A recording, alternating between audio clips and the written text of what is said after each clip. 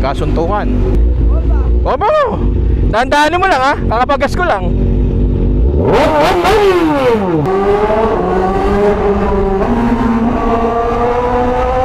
Sa totoo lang, sabi ko nga, sa mga nangyayari sa kalsada ngayon, o yan, mga ganyan, diba? Hindi naman tayo bago sa mga ganyan.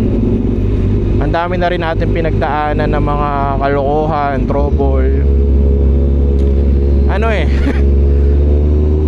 matututo kang mag-adjust or umiwas, lalo na pagka napahama ka ng matindi-tindi dahil sa walang kwentang bagay.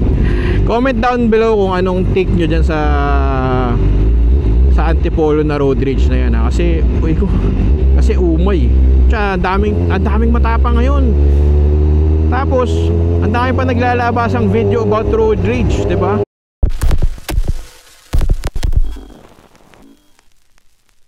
Okay, wala na tayong gas.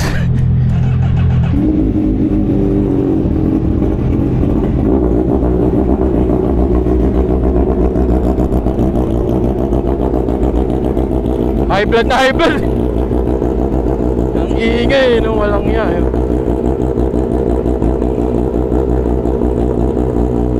Sana may makita agad tayong Petron.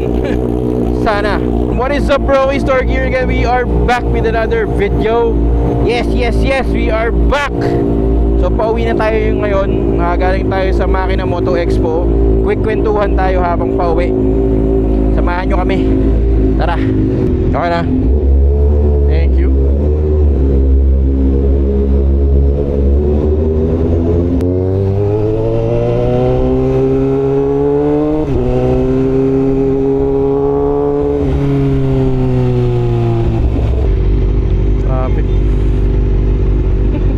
Shout out.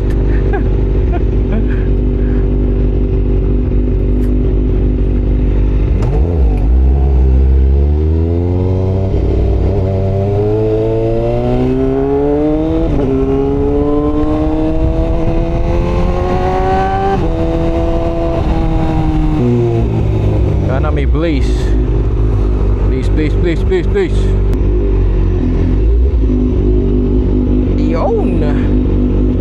Buti na lang may blaze. 450 blaze. 450? Oo. Yan lang yung cash natin. Hindi pala ako kailangan mag-headshot. Diretso lang pala ako dito. Oo, sige. Tapos Ross Boulevard. Doon ka na. Ayos ba? Wapo. Thank you. Ay, yung motor. Kala ko ako Takso na kayo. Ako na yung cute. Kayo na yung guwapo. Kaya pala bibili ko, bigyan bagay sa akin. Boss, wala na kami. Thank you.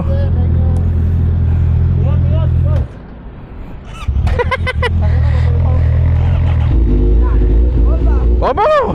Dahan-dahanin mo lang ha, kakapagas ko lang. Lang yan, inubos mo agad yung 100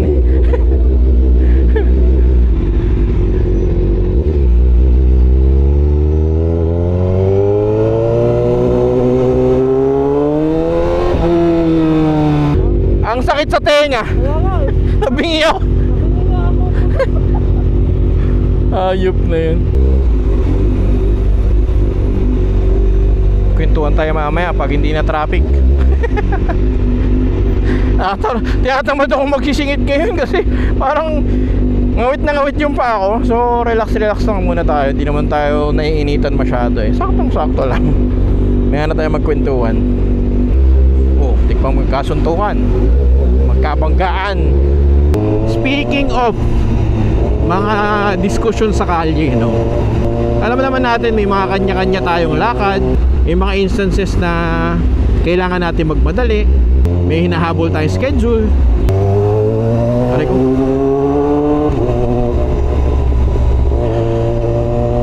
May kanya-kanya tayong mga hugot sa kalsada, in short. Ba't ba natin nadidiscuss to? Alam niyo naman yung nangyari nung nakaraan sa Antipolo, diba? Yung road rage na yan, yung magtatay. Tapos Fortuner ba yun? Fortuner, no? Ito lang naman yung sa pagkakaintindi natin, nagmamadali yung Fortuner kasi parang may hinahabol na convoy. Kaya siya nagmamadali mag-drive. Ngayon, habang sa pagmamadali niya, pakiramdam nung yung anak nung namatay, ano ba? Parang ginigit-git ba siya? Which is hindi mo siya masisisi kasi pag pinanood mo yung video, medyo alanganin din naman talaga yung pagdadrive nung naka-Fortuner, right? Pero sa akin lang, sa tingin ko naman, hindi naman niya intention na git-gitin yun dahil busit siya or something. May hinahabol lang. Pero hindi valid reason yun, okay? Hindi natin pinagtatanggol yung galawang ganun. Talagang point ko lang is hindi niya sinadya or parang alam mo, busit ako dyan sa motor na yan, git-gitin ko nga. Hindi yung ganung eksena. Correct me if I'm wrong. Yun lang yung pagkakabasa natin. Kumbaga, yung scenario na yan mga bro is may iwasan naman, di ba? Unang-una, hindi ka naman tinamaan. Gets ko naman kung tinamaan ka, habulin mo talaga, harangin mo kasi tinamaan ka eh. Pero hindi naman siya tinamaan eh.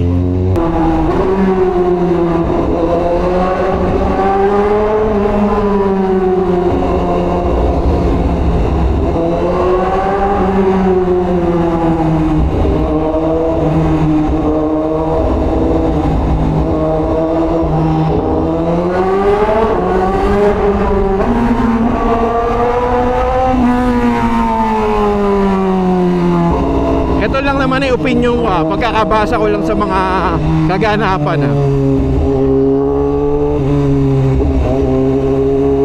Okay pa sana kung nangyari siya humabol, siya humarang. Eh ang nangyari, nadamay pa yung tatay niya di ba? Parang tinrigger mo pa yung tatay mo, pinakahamak mo pa yung tatay mo. Buti sana kung siya lang diba? Siya lang yung nakipagsuntukan mas matindi yung tatay talagang G na G kaya sila nalagay din sa ganung senaryo, di ba? Yun yung punot dulo nung kaganapan na yan yun yung nag-trigger talaga dun harangin mo ba naman yung SUV tapos dalawa kayo nakamotor, di ba? Swerte pa nga sila, nakipagsuntukan pa yung lalaki. Paano kung bigla na lang silang pinagbabaril nun kasi akala karnaper sila? Diba? Make sense? Hindi naman tayo nangaapin na ako mo nakamotor. Ganun na isipin mo, hindi ganun. Kumbaga sa real life scenario, pwede talagang mangyari yun na haharangin ka ng dalawang motor. Ikaw nagmamadali lang, hindi ka sure kung bakit ka hinaharang. Hindi mo naman alam na parang feeling pala nila ginit-git mo sila, diba? Tapos may dala-dala ka pa, magagamit mo talaga yun, diba? Swerte pa sila, hindi ganun yung nangyari. Kumbaga nakabugbog pa sila kahit pa paano. Ngayon punta tayo dun sa sa Namarel. Kahit sa angulo mo tignan, mali talaga yung lalaki. Una-una gun ban, tapos wala, hindi mo naman kailangang barilin yun di ba? Pero kung babasahin mo yung sitwasyon ng baril, unang-una hinarang yung sasakyan mo, di ba mag-iinit ulo mo nun? Tapos mamaya hindi naman siya sure kung bakit siya hinarang di ba? Tapos pinagtulungan pa siya, nabugbog pa. Kumbaga parang tatlo pa nga yung umuupak sa kanya sa harap ng pamilya niya, pati anak niya. Anak ba niya yung nandun? Di ko sure Kumbaga, alam mo sa sarili mong nadihado kang matindi-tindi.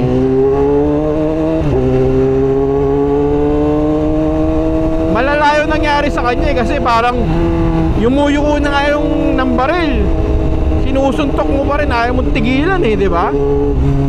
Kumbaga parang siguro do iniisip ng lalaki, walang nga, luging-lugi na ako dito may baril naman ako.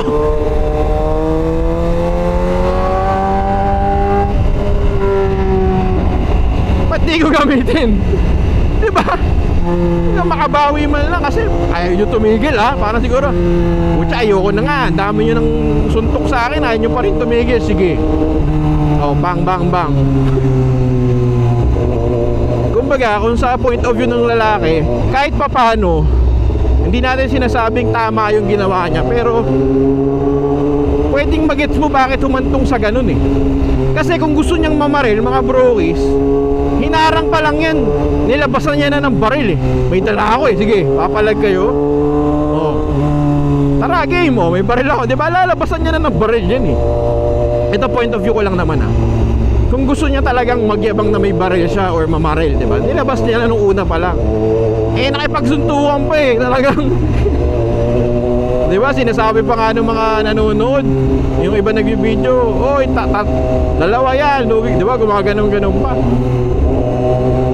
Kaya for me lang, parang mahirap sabihin natin dapat di na maril. Pero kung babasahin mo yung sitwasyon ng lalaki, baka wala eh.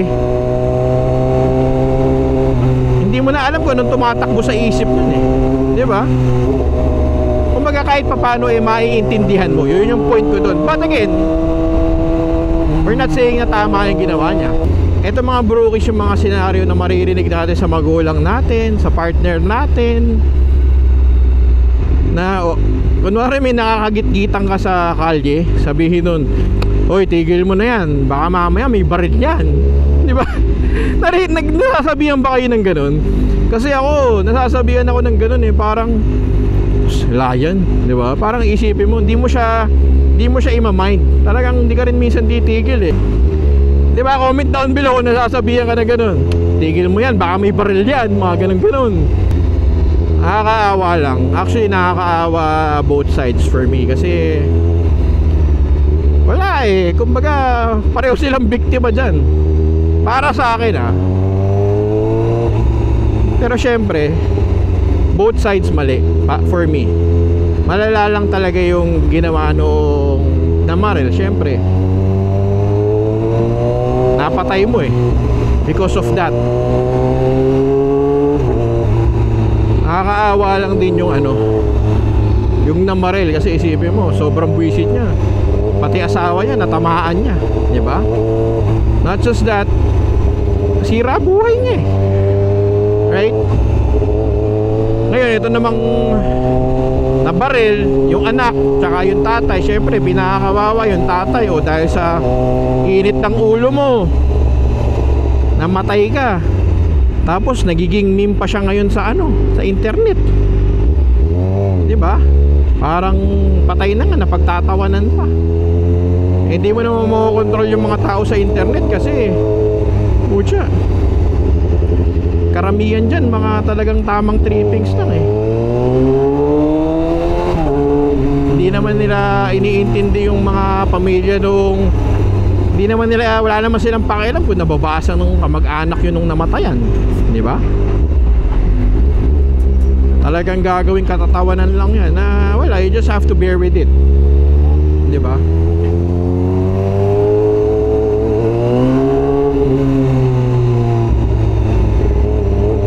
Nakakalungkot lang na pangyayari sa totoo lang.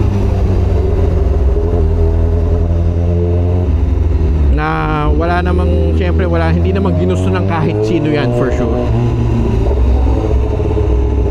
Ngayon, may moral lesson ba yan? Dapat meron, diba? Sayang naman kung wala, may nawalang buhay eh. Sa totoo lang, sabi ko nga, sa mga nangyayari sa kalsada ngayon, o yan o, mga ganyan, diba? Biglang liliko, hindi mo ini-expect. Minsan pwede ka naman tumabi, hindi ka tatabi kasi nasa nasa lugar ka. Ay, mga ganang eksena. Hindi natin makokontrol yung mga tao sa paligid natin. At minsan sa kadahilan ng yun ultimo tayo naapektuhan na, nabubwisit na tayo, di ba? Nadadala tayo ng emosyon. Hindi mawawala yun sa totoo lang, di ba? Pero sabihin na, oy, kumalma tayo sa daan, di ba? Tigil mo yung mga ganyan-ganyan. Ang dali lang sabihin, pero minsan pag ikaw na yung nasa senaryo, hindi mo rin masabi, di ba? Mababad trip ka, iinit ulo mo. Mahirap siyang tansyahin, mga bro, sa totoo lang.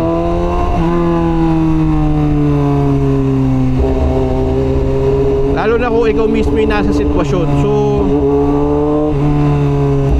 sa akin,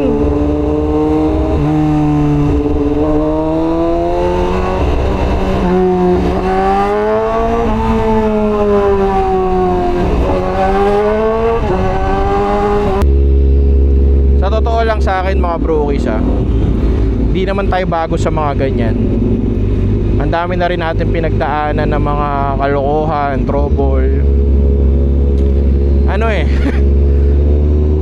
matututo kang mag-adjust or umiwas, lalo na pagka napahama ka ng matindi-tindi dahil sa walang kwentang bagay.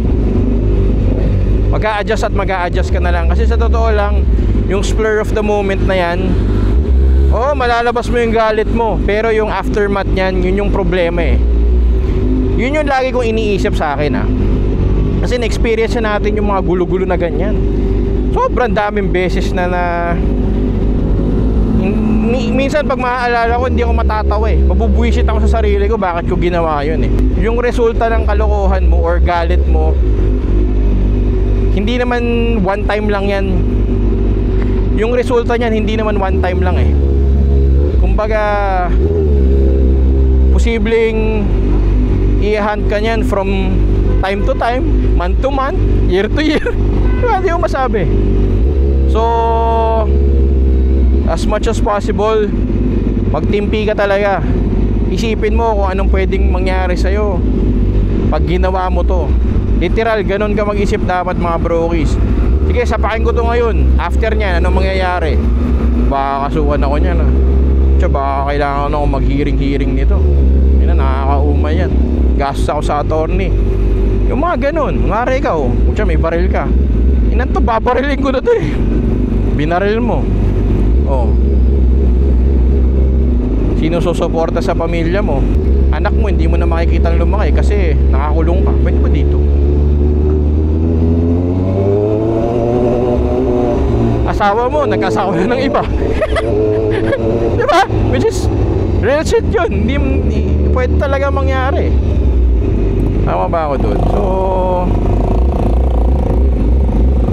literal, bago ka kumilos ng kung ano-ano, isipin mo muna yung pwedeng mangyari sa'yo. Ano magiging resulta nung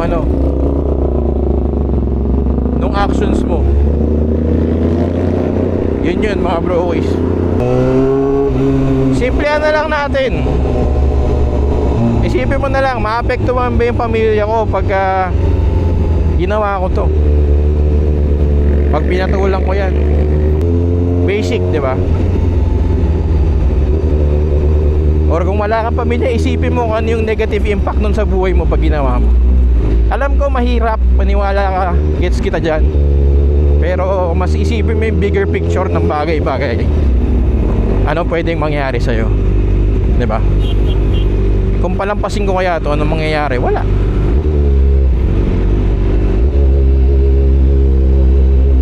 Ganun lang. Right? So ito mga bro, kasi isang reminder na kumalma tayo sa kalsada. Pwede ka kung bad trip ka, magmura ka sa loob ng sasakyan mo. At least wala nang gulo, di ba? Kasi after 5 minutes tapos na yan Hindi mo na siya makikita. Di ba? Lilipas na siya, makakalimutan mo na siya. Pag uwi mo, wala na yan, tapos na. Di ba? Comment down below kung anong take nyo dyan sa Antipolo na road rage na yan Kasi umay. Tsaka ang daming matapang ngayon. Tapos ang dami pa naglalabas ang video about road rage, di ba?